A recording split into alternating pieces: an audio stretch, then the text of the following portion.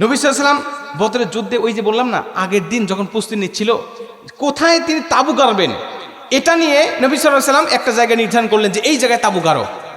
হঠাৎ একজন সাহাবী এসে বলছেন, ইয়া রাসূলুল্লাহ, এইখানে তাবু গাড়লেন, এটা কি আপনার ইচ্ছায় নাকি আল্লাহর হুকুমে? আগে আপনি আমাকে বলেন যে আপনার ইচ্ছায় গাড়লেন নাকি আল্লাহর হুকুমে। সাহাবীদের বলার কৌশলটা দেখেন। তখন নবীজি বলছেন, না, আল্লাহর হুকুমে না, আমি ইচ্ছা করলাম যে এইখানে তাবু গাড়লে ভালো হবে, এইখান থেকে বদরের যুদ্ধ করলে ভালো হবে।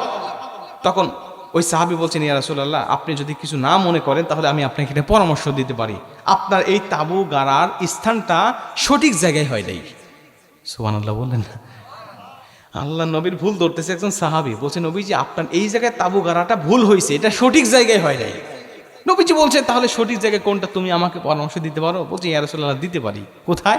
ওই যে ওখানে একটা কূপ দেখা যায়, কুয়া দেখা যায়, ওই জায়গায় যদি আপনি এই বদরের যুদ্ধের জন্য তাবু খনন করেন, তাবু গাড়েন, তাহলে ওই জায়গায় থেকে আমরা যুদ্ধ করব, কাফের মুশরিকরা পানিও পাবে না, আমরা ওই কুয়ার কাছে পানিও পাবো, যুদ্ধ করব, শরীরে শক্তি থাকবে, কাফের মুশরিকরা আমাদের আক্রমণেও মরবে, পানি না খাইতে খাইতেও মরবে। সুবহানাল্লাহ বলেন না? নবীজি বলছে, আরে এটাই তো সত্য কথা, এটাই তো উত্তম প্রস্তাব, তাবু ওঠাও, ওখানে নিয়ে যাও, আমার সাহাবী যেখানে বলেছে ওই জায়গায় গাড়ো, এবং ওইখান থেকে আমরা বদরের যুদ্ধ করব। সুবহানাল্লাহ বলেন। নবী সাল্লাল্লাহু আলাইহি ওয়াসাল্লাম পরামর্শ নিতেন সাহাবীদেরকে।